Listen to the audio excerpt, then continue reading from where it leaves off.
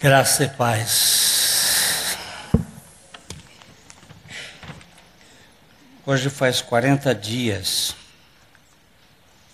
que nós saímos daqui, uns dias de férias no Piauí, depois uns dias no congresso lá em Teresina, depois mais uns dias num curso nos Estados Unidos e mais alguns dias num passeio.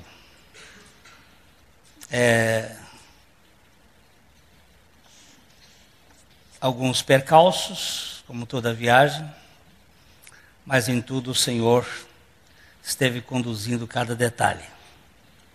Nós somos gratos a Ele por tudo. E estava com muita saudade. A melhor coisa de uma viagem é voltar para casa. Se vocês acham que viajar é bom, eu quero dizer que ficar em casa é muito melhor. E melhor ainda no meio do povo da gente, falando as línguas da gente. Eu, mais do que nunca, considero que o maior castigo que Deus deu à humanidade, porque o pecado não é um castigo, é uma consequência dos atos, mas um castigo que Deus deu à humanidade foram as línguas. Porque na própria língua que você fala, você diz abóboda celeste, e o outro entende abóbada celeste, imagina na língua dos outros. Nós chegamos na quinta-feira no aeroporto lá de Washington, e o nosso voo tinha sido cancelado. E agora, para relocar este voo e para fazer com que a conexão no Brasil coincidisse, até que apareceu um anjo negro. Eu só vejo o anjo pintado de branco. Eu nunca vi um anjo pintado de preto. Mas lá estava uma brasileira negra maravilhosa, que foi a nossa anja, enviada por Deus para fazer todo o desembaraço daquela viagem e fazer com que a gente chegasse aqui. Porque o poder econômico, ele não se importa com as pessoas. Gente é simplesmente um detalhe. O avião não tinha número de passageiros para vir. Ficava mais caro você trazer aquele avião com 80 passageiros. Ficava mais caro vir do que mandar a gente para um hotel e colocar lá e dar um voucher para comer e pronto. Então, tinha que juntar mais gente. E eles não se importam com os detalhes das pessoas, se você tem compromisso, se não tem compromisso. Isso aí é... E ninguém lhe responde nada. E quando lhe responde, responde com os dois pés no peito. Então a gente fica igual mosca no meio de urubu. Mas não é assunto para lamentar, é assunto para se louvar.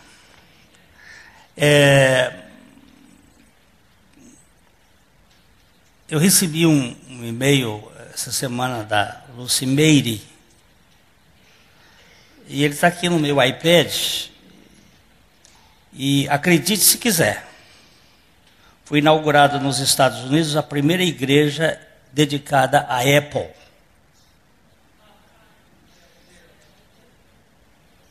Igreja dedicada à Apple. Dia 16/8. O culto aos produtos da Apple. Para alguns, beira a religião. E agora se transformou mesmo em seita. Foi inaugurada ontem a primeira igreja dedicada à Apple no mundo, a eChurch, em Cupertino, tem o objetivo de cultuar a perfeição. Seu Messias é Steve Jobs, o fundador da empresa, morto em outubro do ano passado. A iChurch diz que quando os fiéis morrerem, eles vão para a iCloud. Vão para a nuvem. Aqui tem um retrato, a igreja, não dá para vocês verem aí, mas o Gilberto já vai, eu já trouxe o produto da Apple para a gente poder fazer aqui a passagem no iPad. Mas aqui tem o retrato do santo Steve Jobs, com a mão no coração e um iPhone na mão. Assim. A igreja, o púlpito, os quadros, as luminárias todas. A igreja que tem um amplo vitral de Jobs atrás do púlpito, promete inovar. Ah, que coisa linda é a tecnologia. Salve iPad. Olha lá. O menino está lá, bonitinho. Está lá, está aí o culto. Ó. Vamos lá, vamos ler aqui. A igreja, o culto, produtos da Apple. A igreja tem amplo vitral de Jobs atrás do púlpito, promete inovar. Em vez da Bíblia, os fiéis acompanharão o culto usando iPads. A Bíblia em si é a biografia de Jobs, escrita pelo jornalista Albert Isaacson. Em vez de um sistema de som que transmite as músicas do coral, o áudio é baixado previamente para os iPhones dos participantes. Em breve a igreja vai lançar um aplicativo onde os fiéis poderão baixar a homilia das missas. A notícia foi publicada no Mercury News, site de Cupertino. O fundador da igreja é o americano Joseph Wright, de 36 anos. Existem sérias evidências de que Jobs seja a reencarnação de Jesus Cristo. Não é à toa que ele escolheu a maçã como símbolo da Apple. Logo, a maçã, que foi o símbolo de nossa decadência, agora nos leva ao paraíso, diz ele. Para Joseph, os iPads remetem às tábuas das 10 mandamentos de Moisés. Perceba que o iPad é a tabuleta da era moderna. Os sinais estão por toda parte. Só não acredita quem não quer, diz ele. Se Jobs é Jesus, quem seria o diabo? A Samsung? Respondeu Joseph, se benzendo. Esse pedaço eu não tinha recebido, esse está bom. De qualquer modo, nós precisamos avaliar o problema da religião, que ele é tão antigo quanto o pecado. Nós temos aí o nosso boletim, sem iPad, sem iPhones. A homilia vai ser via papel ainda. Quem sabe um dia a gente use a tecnologia.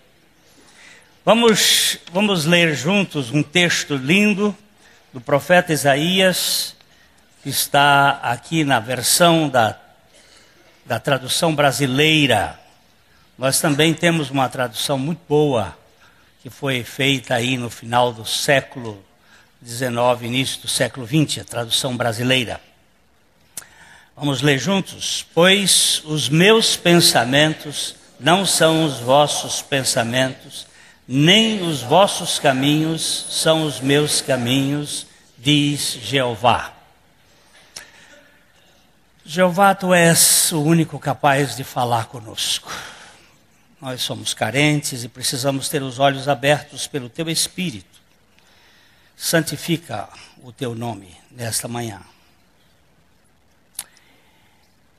O assunto de religião humanista versus o Evangelho de Deus é um assunto que requer luz fulgurante dos holofotes divinos.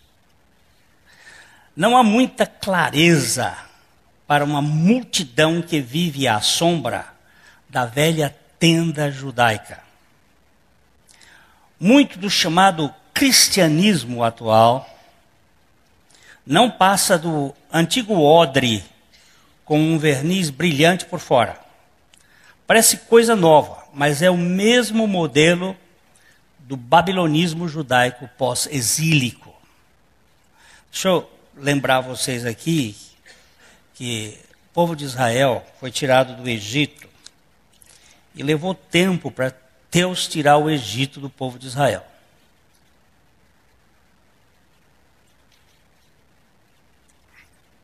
E, mesmo assim, eles continuaram com o boi Apis. Eles construíram 2 bois, 2 touros, quando houve a divisão, que ficaram representando a velha mentalidade egípcia. Passado um tempo, e o povo de Israel teve que ir para a Babilônia como um processo reeducativo de Deus, porque Deus havia dito ao povo de Israel que eles deveriam fazer a terra descansar cada 6 anos de trabalho. A terra tinha que produzir durante 6 anos, no 7º ano ela teria que descansar. Mas o povo de Israel pediu um rei, queria um rei como todas as outras nações tinham reis. E por causa disto, a partir de Saul, a terra não descansou mais. Ela ficou 490 anos sem descanso. Eles explorando, porque eles tinham que pagar os impostos ao rei. E os impostos eram pesados. Era cerca de 20%. Você imagina? 20%. É os quintos dos infernos. E hoje nós pagamos 38% no Brasil e ninguém faz nada. Eu estou com uma camisa aqui, que eu comprei nos Estados Unidos, por $10. Essa camisa aqui no Brasil custaria nada menos de R$200.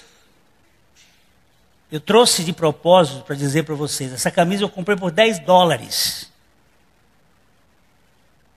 E eles não estão perdendo dinheiro não, senhor.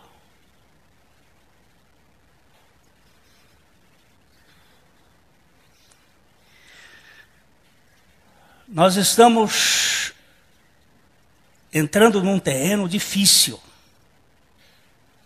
que é o terreno da religião babilônica e egípcia que governa o mundo.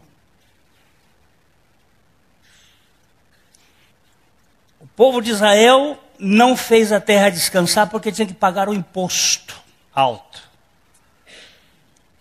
E aí Deus disse, agora vocês vão para a Babilônia. Eles ficaram 70 anos, que 70 anos é o tempo de 490 anos que a terra não ficou em descanso. Lá na Babilônia eles foram reeducados em termos de idolatria. Eles tiraram as idolatrias externas, quebraram todos os ídolos externos, mas construíram ídolos internos, que são mais difíceis de serem destruídos. E os ídolos internos são baseados numa ética moralista, em que o próprio homem é o seu próprio Deus. E aí esse processo cresceu e se multiplicou através da história do povo judaico. E nós saímos do judaísmo, mas o judaísmo não saiu de nós. Então, o modelo da igreja hoje ainda continua sendo o modelo da sinagoga. Parece que essa profecia, já consumada, ainda não se tornou realidade para uma grande maioria de pessoas, uma grande maioria de gente. A profecia é de Isaías 9:2, que diz: o povo que andava em trevas viu grande luz, e aos que viviam na região da sombra da morte, resplandeceu-lhes a luz. Essa profecia é feita no tempo do rei Josias, está apontando para a vinda de Jesus. E ele diz que ele viria, que a região que estava sobre as sombras iria haver uma luz, mas parece que essa luz ainda não continua apagada para muitas pessoas. Tudo indica que essa gente continua na penumbra dos tipos que serviram de sombra para a realidade. Cristo não é suficiente para uma turma incontável de iludidos ou alucinados, sei lá. Eu assisti um programa de TV onde o pastor dizia tudo muito bem, muito certo.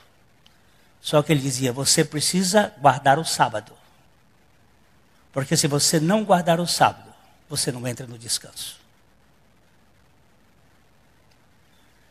Jesus diz assim: aqui está alguém maior do que o sábado. O sábado não foi feito por causa do homem. O homem não foi feito por causa do sábado, mas o sábado por causa do homem. E o verdadeiro sábado é Cristo, o nosso descanso. Que adianta você guardar um sábado e não guardar todos os outros dias no descanso de Cristo? Ou ser guardado pelo descanso de Cristo?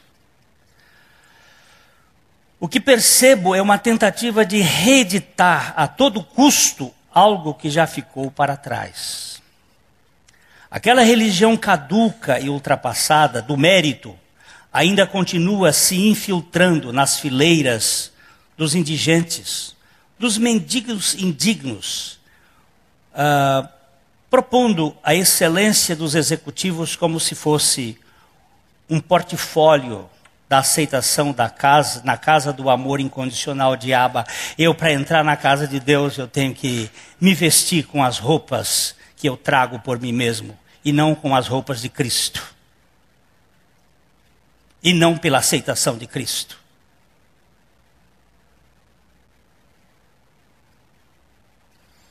Nós tivemos a oportunidade de dar uma palavra lá em Honey Rock. A Yara está aqui, que nos conduziu nesse curso.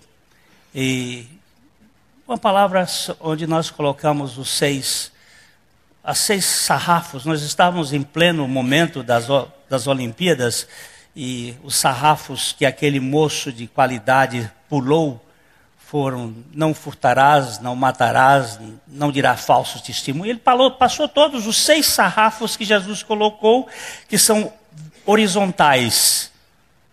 São os chamados mandamentos horizontais. São 6 horizontais e 4 verticais.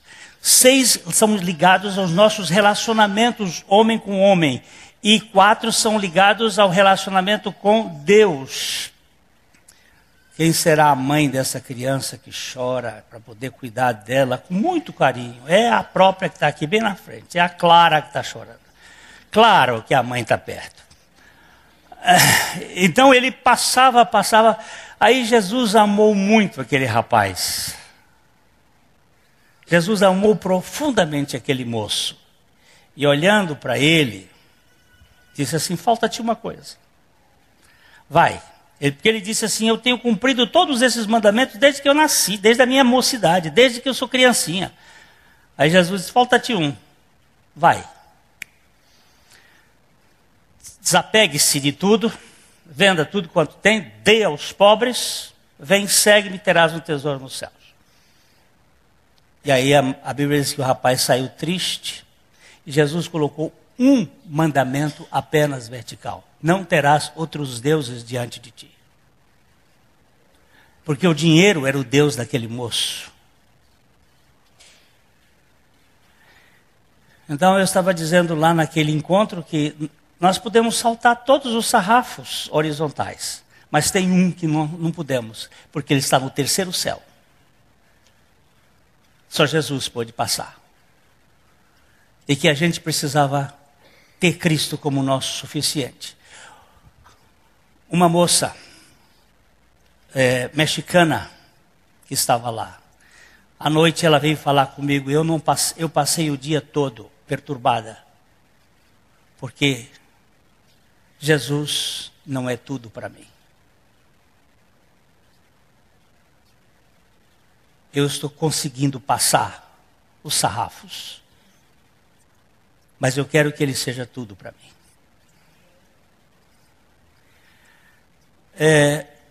Desconstruir esse modelo snob, que não é fácil, pois o velho Leviatã se parece mais com um polvo com muitos tentáculos e com a cabeça da medusa do que um crocodilo magro. Cada vez que se fere um braço sufocante, aparece outro mais ardiloso do meio desta lama turva da religião. E eis aí o caos. A religião tem jeito de sufocar a gente. Eu quero dizer para vocês que a minha religião é pesada demais. É muito pesada. Eu vi agora lá em Honey Rock como eu sou religioso. Misericórdia, Senhor. Como é difícil você jogar fora as sandálias do Egito e ficar só com um bordão, de pés descalços, dependente da suficiência de Deus.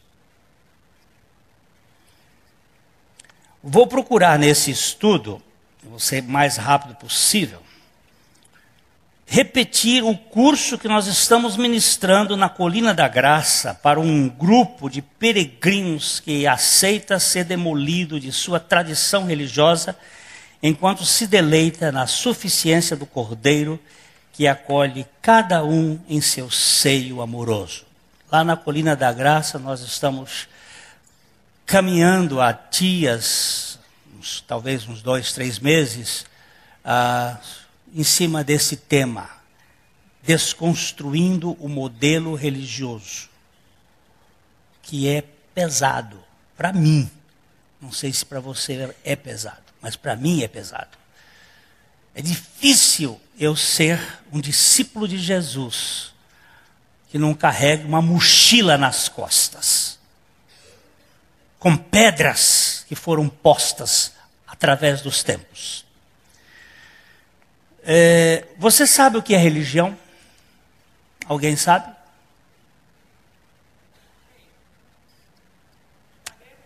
Sabemos? Etimologicamente, a etimologia da palavra talvez nos aponte para a pretensão da criatura tentando se religar com o Criador pelos seus esforços. Seja o que for, nossos primeiros pais fizeram algo para serem aceitos. Vamos ler Gênesis 3, 7.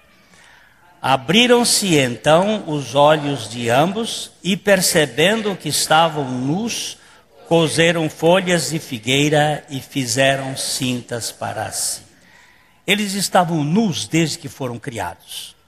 Lembre-se que o jardim do Éden não tinha a mesma atmosfera e o mesmo clima que nós temos a partir do pecado e a partir do dilúvio. Era um ambiente paradisíaco. Eles foram criados nus, diz a Bíblia, no capítulo 2, verso 25 de Gênesis. E eles não tinham vergonha. Na hora que eles pecaram, algo aconteceu na mente, no coração deles, e eles foram e se cobriram com tangas. Quando o ser humano faz algo para se tornar aceitável diante de Deus, então entramos no terreno religioso. Aqui nesse perímetro temos o mérito pessoal como moeda de negociação. Por outro lado, quando somos aceitos pelo que Deus faz, nesse caso, temos o milagre do Evangelho tomando conta de nossas vidas indignas. Você distingue, religião é aquilo que você faz, que eu faço, para sermos aceitos diante de Deus. Evangelho é aquilo que Deus faz para nós sermos aceitos pela sua graça nele. Dá para fazer a diferença? Quando você estiver fazendo algo, por menor que seja, até oração, preste bem atenção, vamos fazer uma oração. Se é você que está fazendo a oração, eu vi o pastor Dagoberto, falar hoje pela manhã uma coisa, eu não sei orar, eu também não. O Espírito Santo, eu não sei. Vamos fazer uma oração, cuidado com essa palavra, vamos fazer uma oração. Sou eu fazendo? Nós já falamos aqui sobre a oração que Jesus nos ensinou a orar. Aquilo é um verdadeiro campo de trilhos pelos quais nós podemos andar, todo ele dependendo da suficiência do Pai, do Filho e do Espírito Santo. Se as tangas confeccionadas pelo casal, nu e envergonhado, evidenciam a tal religiosidade humana, as túnicas feitas por Deus para cobrir a vergonha da dupla despida e transgressora falam claramente de uma boa nova. Deus nos aceitou por inteiro em sua graça plena através de um substituto. Gênesis 3, 21. Fez o Senhor Deus vestimenta de peles para Adão e a sua mulher e os vestiu. Repare os dois versos bíblicos, o Gênesis 3:7 e o Gênesis 3:21. O Gênesis 3:7, fizeram cintas para si. Fizeram cintas Adão e Eva. Gênesis 3:21, fez o Senhor Deus vestimenta de peles para Adão e sua mulher e os vestiu. Quando é você que faz, quando sou eu que faço, religião. Quando é Deus que faz, é evangelho. Tá certo? Fica a diferença está clara? Por isso que Jesus diz que a religião cansa, pesa, porque o que eu faço pesa. Trazer mala dos Estados Unidos não é fácil. Você vai botando e vai botando. É uma camisa, é uma caneta, é um negócio, é outra coisa. Daqui a pouco aquilo lá está um troço de peso. É assim que a religião faz. Você vai pegando, botando e botando. Daqui a pouco você não consegue levar. Agora, se tem alguém que leva por nós, aí nós entramos no Evangelho. Na religião, o sujeito da ação é o ser humano atuando no palco. No Evangelho, esse agente atuante se torna tão somente um paciente, realmente passivo, pois é Deus quem faz tudo em seu benefício, enquanto ele é beneficiado pelo favor divino. Alguém diz assim, mas eu não tenho que fazer nada? Tem sim! Olha aqui. Porque é Deus quem realiza em vós tanto querer como efetuar. Desenvolvei a vossa salvação com temor e tremor. Porque é Deus quem realiza em vós tanto querer como efetuar. Eu fui substituído, Cristo vive em mim. Opa! Dá para crer nisso ou não? Muito bem. Você precisa discernir bem essa diferença. Quem é o executivo? Na religião sou eu, ou você. No Evangelho é a Trindade.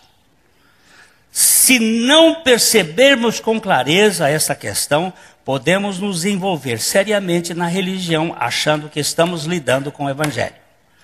Mas o suor, o cansaço, a carga pesada e o mau humor vão nos denunciar.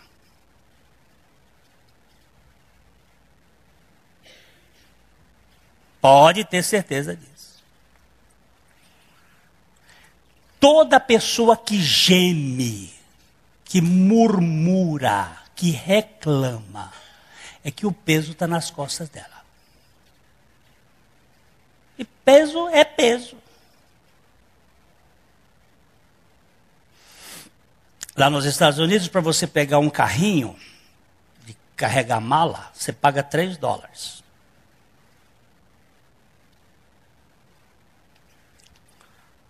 Cada carrinho que você pega, mais 3, $6. $6 são R$12. Nós vamos carregar mesmo a mala. Mas acontece que alguns carregam os carrinhos dentro do aeroporto e deixam lá. Porque para você devolver o carrinho, eles vão lhe pagar 25 cents. Vocês se lembram do filme O Aeroporto, lá, aquele filme do...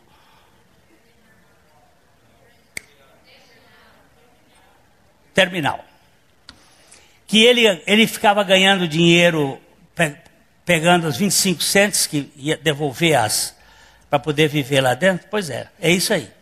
Tem gente que não tem importância, 25 cents vai botar lá no fim do mundo, deixa os... Aí a gente vai e pega aqueles que eles deixaram lá, fica mais barato. E bota. E o outro já pagou $3, e você vai usar aquele carrinho que o outro deixou lá, pelo menos lá dentro, que alguns deixam os carrinhos lá, a gente carrega os carrinhos. Aí entra no Evangelho. Alguém pagou.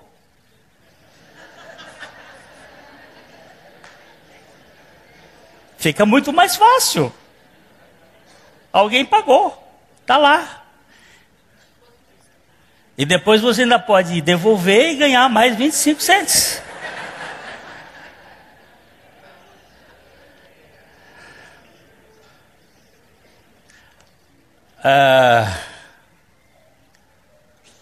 A religião, você precisa discernir bem essa diferença. Quem é o executivo?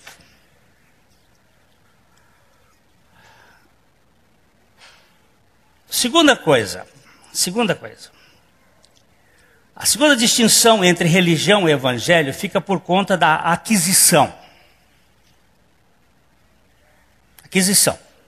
Caim e Abel são modelos dos dois programas distintos. Caim é conquista de Eva, enquanto Abel é um presente de Deus. Vamos ler juntos Gênesis 4:1.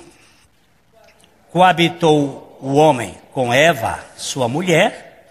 Esta concebeu e deu à luz a Caim. Então disse: adquiri um varão com o auxílio do Senhor. Preste atenção no texto, por favor. Olha só. Vemos nessa cena a mulher como a personagem principal e Deus sendo um mero auxiliar. Ela adquire o varão com a ajuda de Deus. Você ordena e Deus cumpre. Talvez você conheça algumas sentenças dessa proposta. Deus te ajude, meu irmão.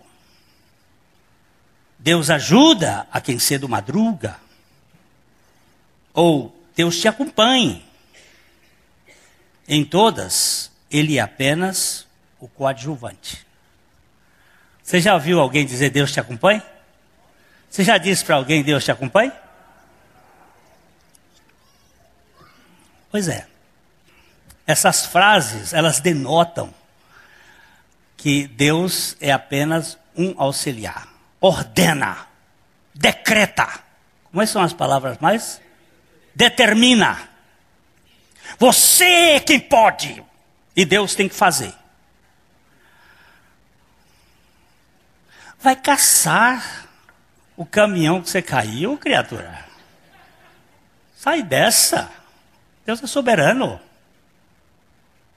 Ele é o Senhor. Ele se importa com você. E Ele quer fazer por você. Muito mais do que você possa imaginar. Agora, se é uma conquista sua, se é você quem adquiriu, eu vejo assim, mas orei muito. Para com isso. Não é pelo muito falar que sereis ouvidos. É uma fé que pluga, chega assim e faz assim. Pronto.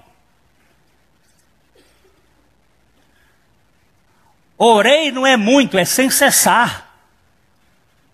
Não tem muito em oração. Mas também, pastor, disse, na solução de um problema, a pessoa virou para mim, mas também, pastor, o senhor deve ter orado muito. E eu respondi, não. Eu fiquei na dependência de Deus, nem orei.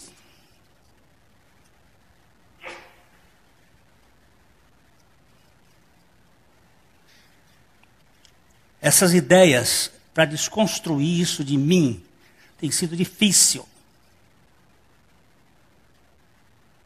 Porque sem cessar é comunhão relacional com Deus. Até mesmo quando eu não jogo, jogando futebol. Quando eu estou na praia, Deus não se distanciou de mim, nem eu dele. Não existe sagrado e profano depois de Jesus Cristo. Nós estamos na presença do Pai. Deus é espírito. Importa que os seus adoradores o adorem em espírito e em verdade. Não é nem nesse monte, nem naquele lugar, porque não existe mais lugares que separam Deus depois que Jesus rasgou o véu. Por favor, entenda. Entenda bem, quando você está tendo relações sexuais com a sua esposa, você está em culto de adoração a Deus. Por isso você não pode ir com outra.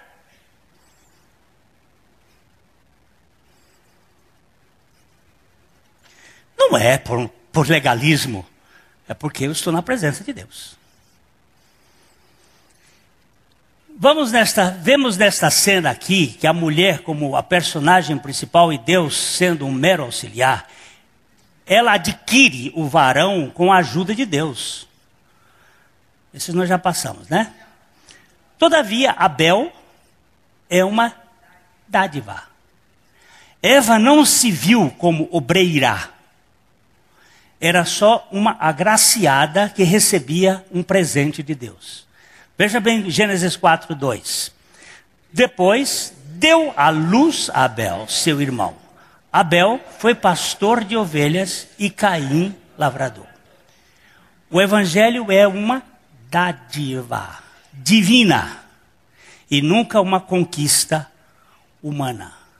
Se for conquista, é religião. Se for dom, é evangelho. Certo? Para um presente, eu não tenho que corresponder. Eu tenho que agradecer. Disse Moltmann que o que determina, o que demonstra um homem salvo é o seu espírito de gratidão. Ponto. Se não tem gratidão, não tem espírito de salvação.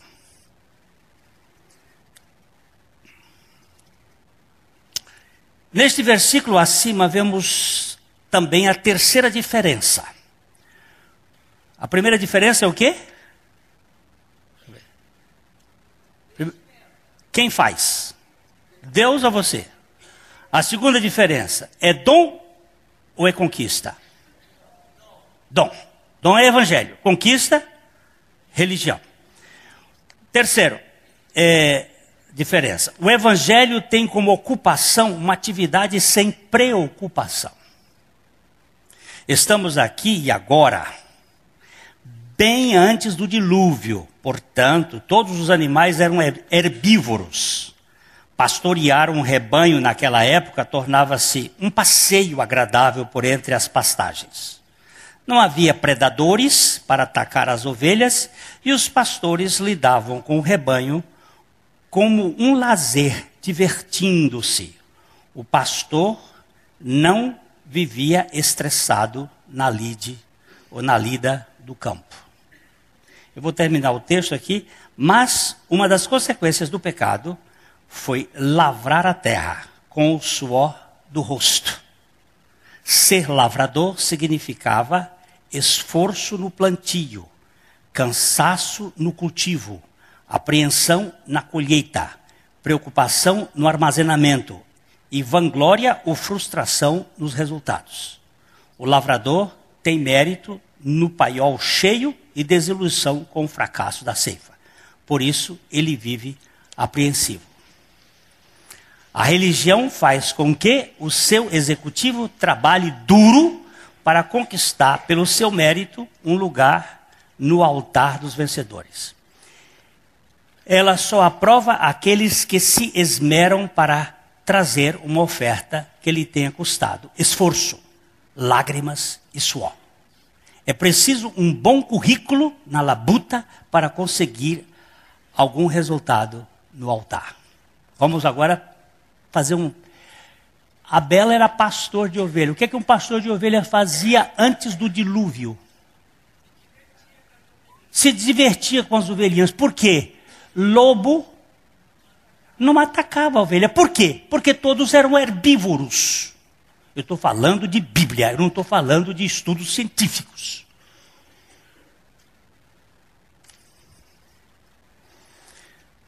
O que fazia Abel? Passeava no meio das ovelhinhas dele, cuidava lá. Com muito... O problema não é o trabalho, não é a ocupação, é a preocupação. Só que o trabalho de Caim era, tinha que carpir, limpar, tirar as ervas daninhas, plantar, potar, colher. No final, ele trouxe uma oferta que era fruto do seu suor, fruto do seu esforço. Aquela oferta custou cansaço, teve cansaço.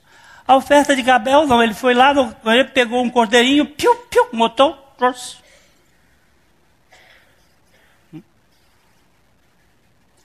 Você está preocupado? Religião. Você está ocupado no descanso da graça de Deus? Evangelho. Você não vai ser um desocupado, mas não vai ser um preocupado. Dá para entender? Está ficando claro? Não é que você não trabalhe, não trabalha muito mais. Paulo chega a dizer assim: eu trabalhei muito mais do que todos esses outros apóstolos juntos, mas não eu. A graça de Deus é que me impulsionava a fazer isso.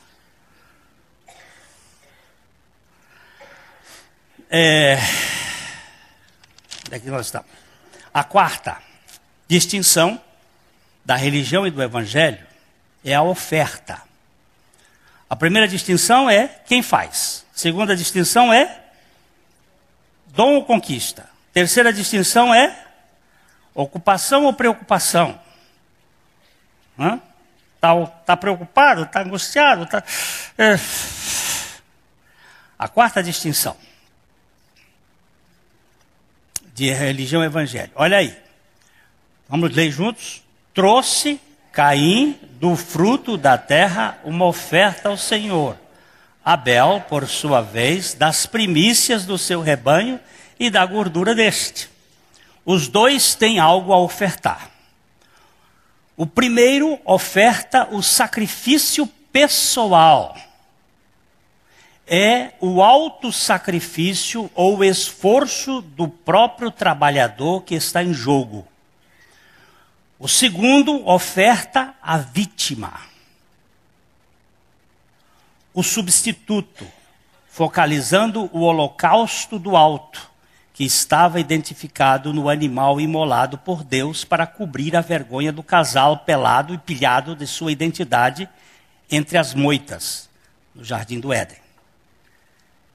Era um tipo da cruz de Cristo que tem sangue na base. A oferta de Abel era a oferta do substituto. A oferta de Caim era a oferta do mérito. É mérito, é religião. É o substituto, é evangelho. Você está debaixo da obra de Cristo, você está embaixo do evangelho. Você está em cima da sua conduta, da sua moral, do seu modo de agir, é religião. Está ficando alguma coisa confusa? Não. Tá bom.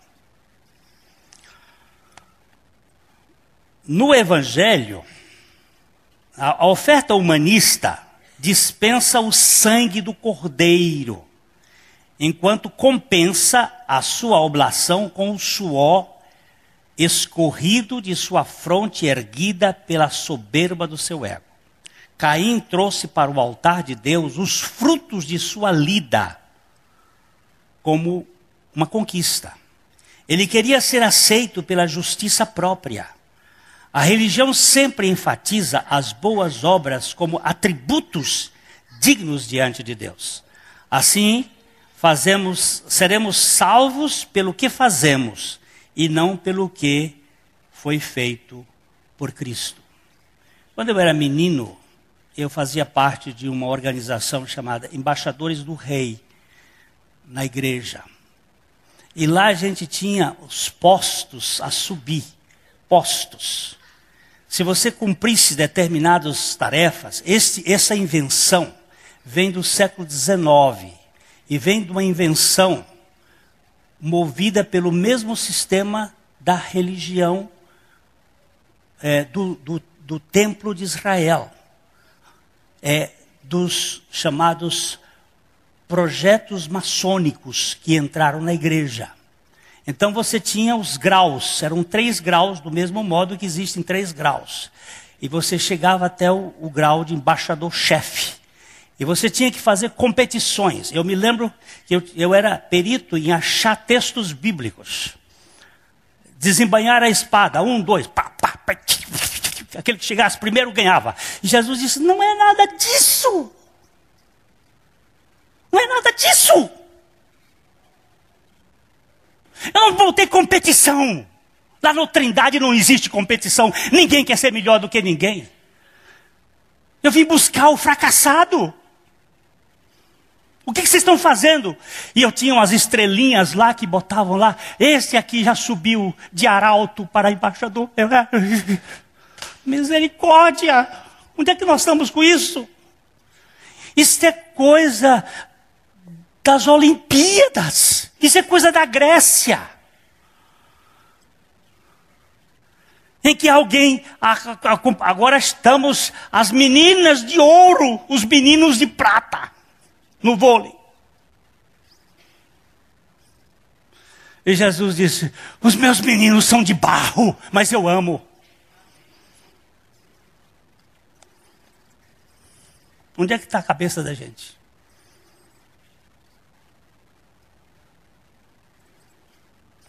Onde é que está o Evangelho?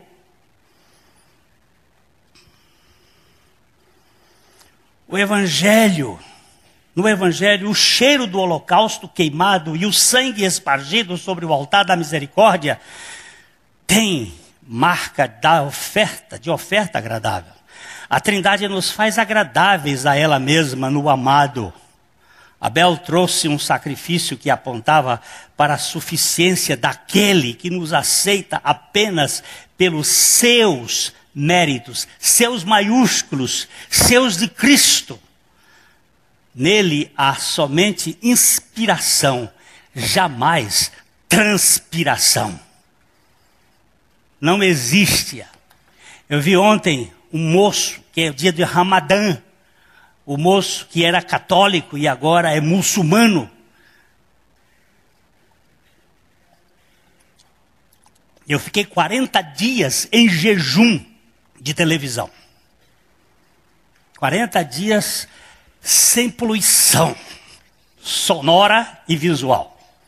Fui ouvir o Jornal Nacional. E ontem tinha a comemoração do Ramadã, e tinha um que foi católico, e agora disse assim, eu estou purgando no jejum as minhas culpas. Eu faço isso porque isso é sacrifício, o meu sacrifício, é o sacrifício de Caim. Tem gente que faz 7 vezes a volta ao redor de Jericó. Como Jericó não existe mais, ele deve ser a volta ao redor do Jerico. Porque misericórdia, 7 vezes ao redor para que as muralhas caiam. Meu amigo, você está vivendo na sombra de uma coisa que já caiu? Ali na cruz, Cristo realizou uma obra consumada. Na ressurreição, Ele vem como o novo homem para ser a nova vida. E você está pensando aquele velho modelo para pagar sua culpa? Eu tenho visto muita gente aí fazendo sacrifícios porque eles não crê que a culpa já foi toda tirada na cruz do Calvário.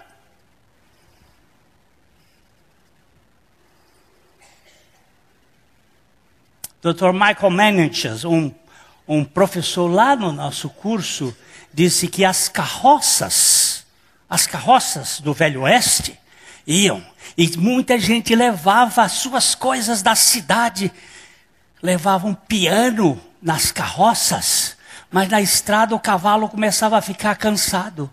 E quando o cavalo cansava, o que tinha que jogar fora? O peso. Porque o cavalo não podia morrer, se morresse eles não chegavam lá.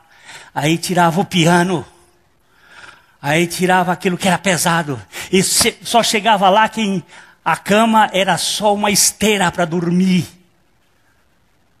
Ele disse, nós estamos carregando muito peso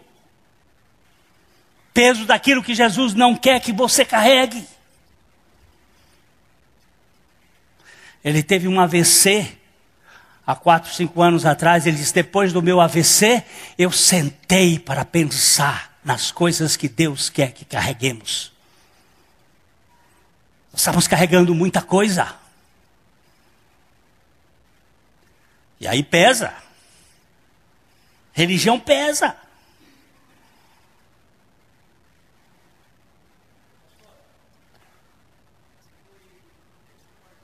Fala alto.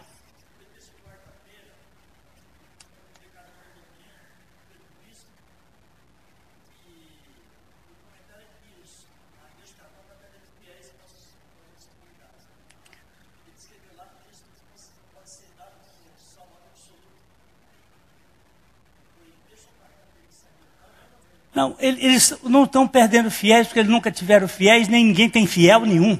É só troca de mercadoria de uma loja para outra. Hein?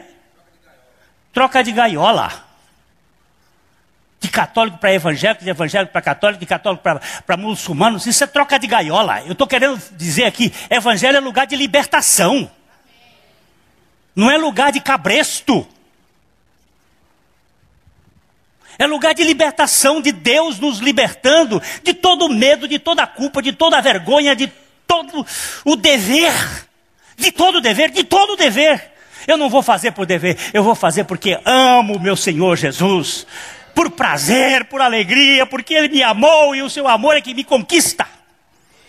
Por favor, se isso não fizer distinção, nós vamos ficar aí com um peso desgraçado pelo resto da vida. E o tempo já foi embora. A oferta da religião é de puro sacrifício pessoal, cheio de méritos, direitos, e com um discurso que cheira a sindicato rural.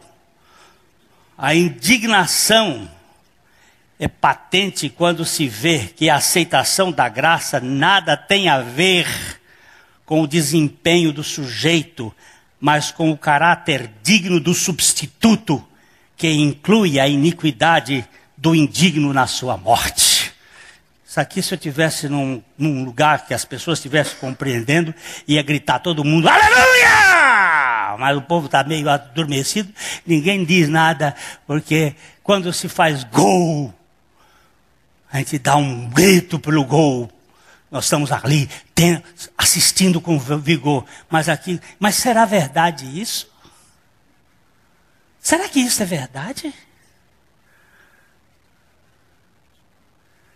Será que Deus me aceitou totalmente em Cristo Jesus? Que eu não tenho mais nenhuma condenação? Não tenho mais nenhuma condenação?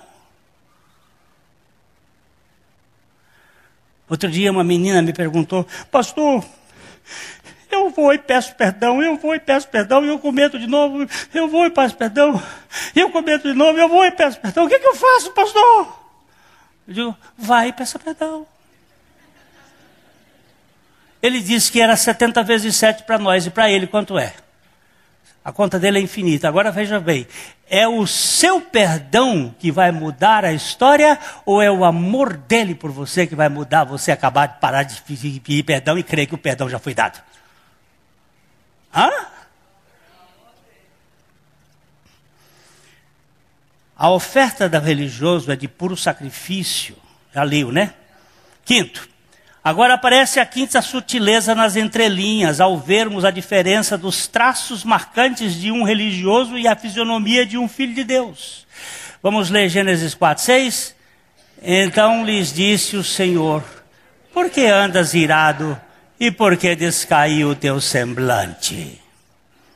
A ira subcutânea e o olhar para o mundo subterrâneo são sinais de uma inadequação diante do trono da graça. A fisionomia fechada de Caim e o seu semblante para baixo denunciam a ausência de sua aceitação incondicional. Vejam como os sindicalistas pós-Éden encontram-se sempre azucrinados e com a cara carrancuda, carregando nos pensamentos um defunto em seu ser. O apóstolo João diz que quem odeia é assassino.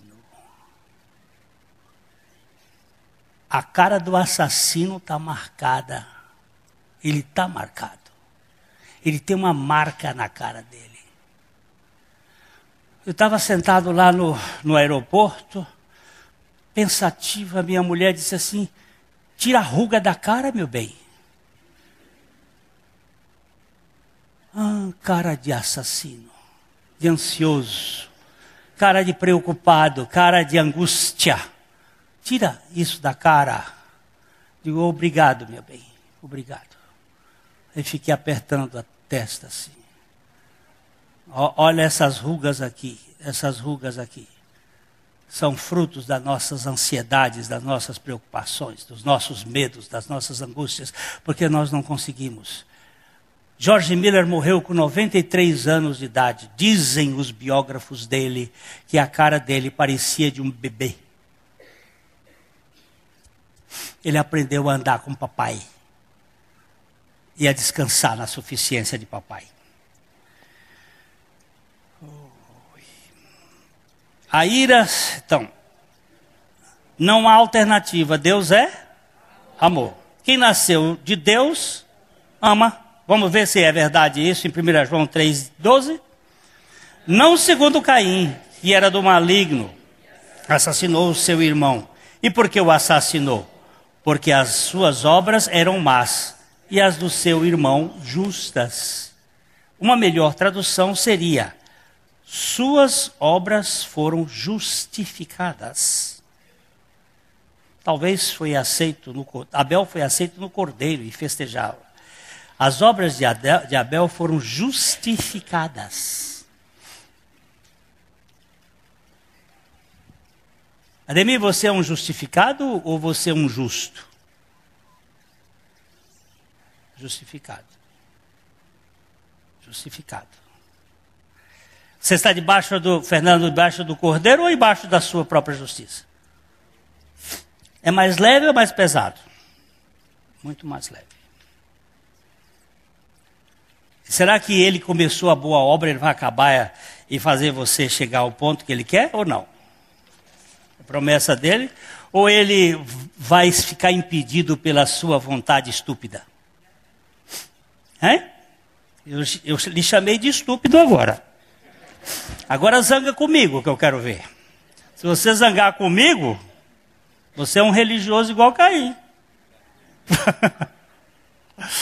Vai querer me perseguir agora.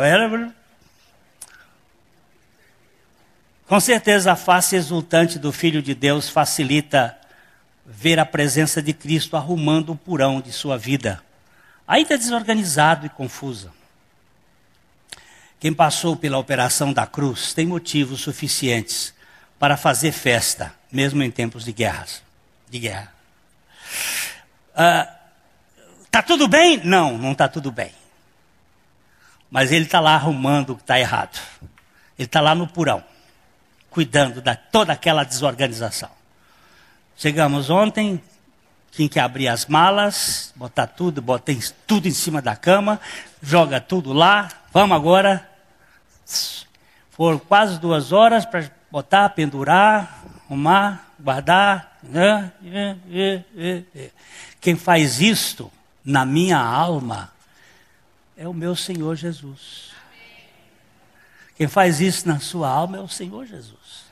Você tem uma história às vezes de traumas, de problemas, de dificuldades. Lá no quarto, em Honey Rock, onde nós estávamos, eram as mulheres num quartos, os homens no outro quarto. Estava todo mundo junto, aquele balaio de gato de homem.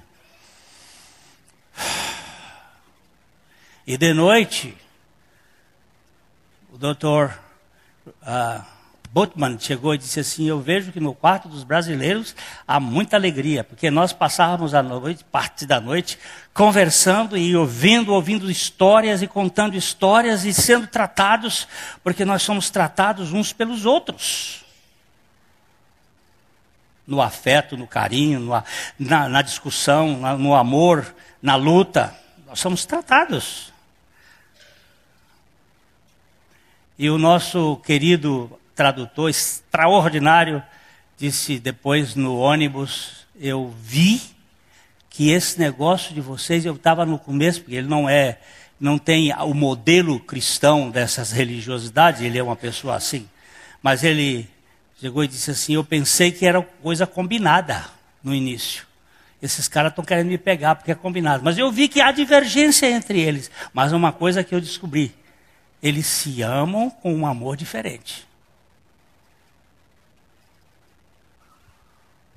Ele disse: eu não tenho essa experiência, mas se isso existe, eu quero para mim. E é assim que a igreja crescia, viu? Lá no início. O religioso, de modo geral, é enfesado. Tem alguém enfesado aqui? Tem? Enfesado significa cheio de fezes. Tem alguém enfesado aqui? Eu conheço gente enfesada. Eu já fui um enfesado. Preste bem atenção. Mal-humorado.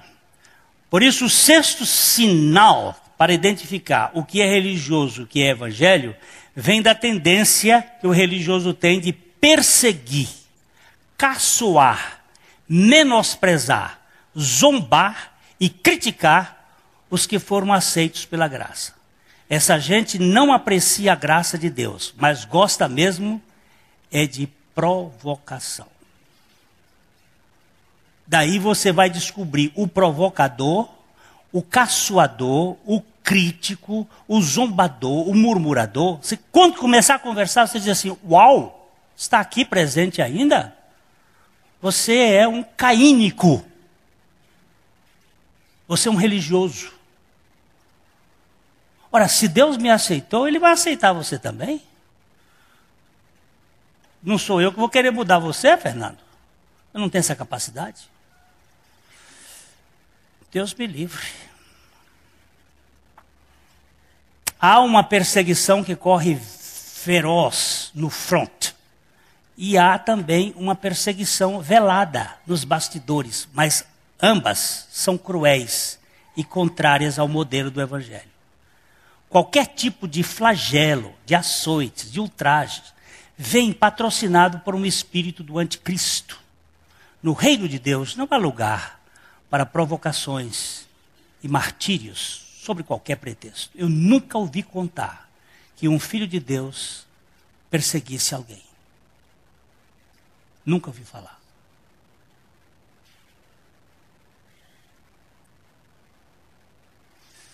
O Evangelho nada tem a ver com a religião. São duas realidades diferentes e opostas em suas origens e em seus objetivos. A religião é uma iniciativa humana que em busca de sua aceitação diante de Deus pelos esforços da meritocracia, enquanto o Evangelho é uma operação da graça de Deus, aceitando o indigno pelos méritos de Cristo.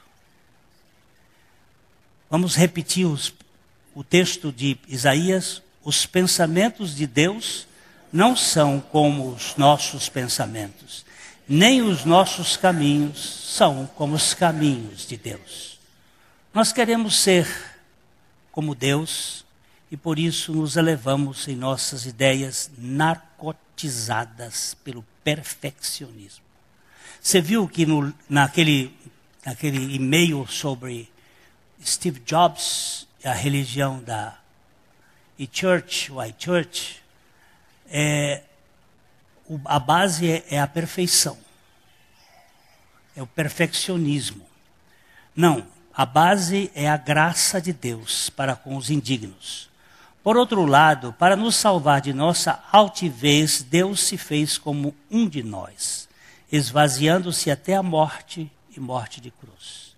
Neste ponto, ele nos encontrou e nos incluiu em sua morte para fazer-nos morrer juntamente com ele e, deste modo, nos libertar de nossa mania de ascensorista juramentado em busca de altares. Ascensorista, essa profissão está em extinção. Alguém conhece a profissão de ascensorista? No Banco do Brasil ainda tem. Aquele que fica no elevador, levando e descendo, levando e descendo. Agora tem uns elevadores que deixam a gente doido. Eu cheguei no Rio de Janeiro que eu não sabia. E agora, como é que eu faço? Entrei, subi 2, 3 vezes, aí cheguei para o moço, por favor, como é que faz?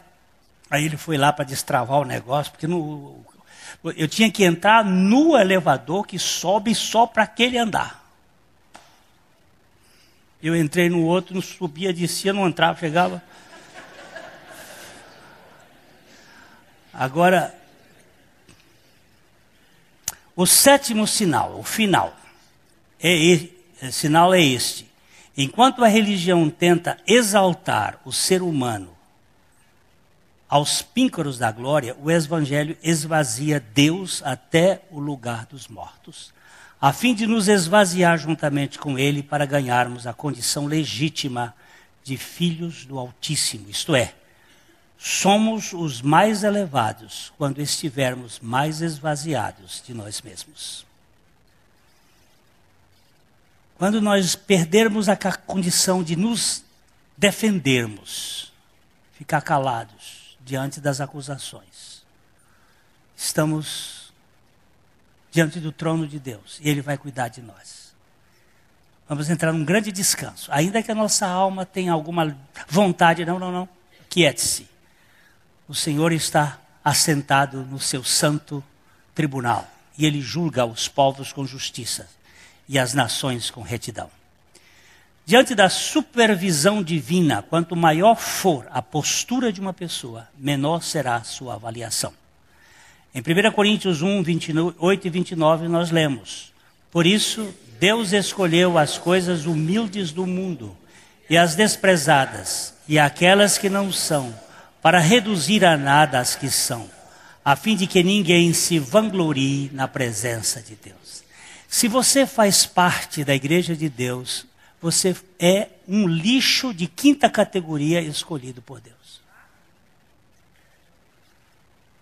Eu botei de 5ª, não sei se deve ter mais baixo, mas 5ª já é boa. É uma coisa inaproveitável, mas Ele te amou, Ele te aceitou. E Ele te fez uma pedra preciosa da sua coroa. Ai, meu Deus, quando é que eu vou aprender isto? Aqui demos uma vista rápida entre estes dois modelos de vivência no campo espiritual, se bem que a religião nada tem a ver com a vida de cima, é coisa mesmo da terra. Agora você pode se aprofundar com mais acuidade nessa observação. Não se esqueça, se alguém quiser lhe enganar e você for iludido, a culpa é sua. Jesus foi claro e sucinto em Mateus 24, 4. E ele lhes respondeu: vede que ninguém os engane.